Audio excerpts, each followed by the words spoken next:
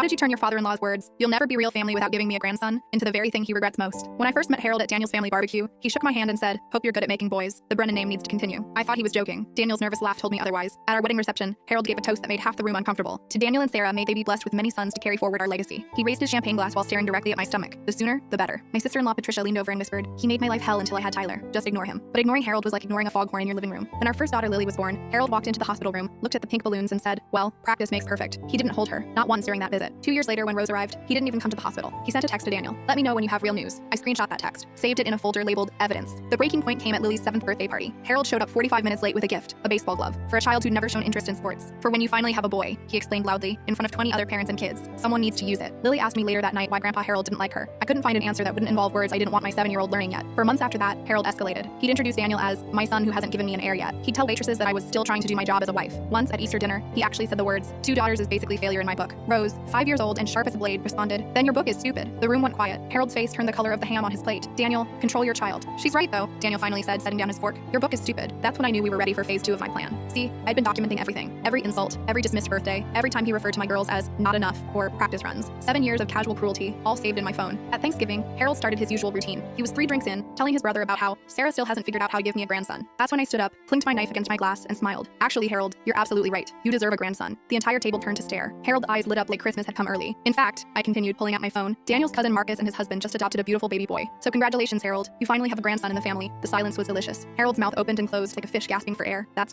doesn't count." "Doesn't count?" I tilted my head innocently. "But it's a boy. With the Brennan last name, actually, since Marcus legally changed his husband's name after the wedding. Isn't that what you wanted?" "You know what I meant," Harold sputtered. "Oh, I know exactly what you meant," I said, scrolling through my phone. "Like when you told the neighbors that I was defective, or when you said my daughters were consolation prizes, or my personal favorite, when you told your golf buddies that Daniel should trade me in for a woman who could do the job right." I started reading the texts, the emails, the transcribed voicemails, date stamps and everything. 7 years of his greatest hits, while his brothers, sisters, and own wife listened in growing horror. Daniel stood up and added, "We've already started the paperwork, Dad. We're moving to Portland in January. Marcus found us a place near them. The kids are excited to grow up with their cousin." "You can't just leave," Harold shouted. "Watch us," I said. "My girls are going to grow up knowing they're more than enough. They're going to have grandparents who actually show up for their recitals and remember their birthdays." I looked at Daniel's mom, Eleanor, who had tears in her eyes. "Eleanor, you're welcome to visit anytime. Harold, you're not." Rose, my brilliant 5-year-old, piped up, "Bye-bye, mean grandpa." Harold tried to salvage it. "This is ridiculous. You're destroying the family over nothing." Patricia, his own daughter, laughed bitterly. "Nothing? You missed my PhD graduation because Tyler had a soccer game, a 6-year-old soccer game where he sat on the bench." His other daughter, Monica, added, "You've never once been to Emma's dance competitions. Your only granddaughter for 10 years, and you couldn't be bothered." The family revolt had begun, and I didn't have to say another word. We moved in January. Eleanor visits monthly, stays in the guest room, and has taught the girls how to make her famous apple pie. She sent us photos from last week's family dinner.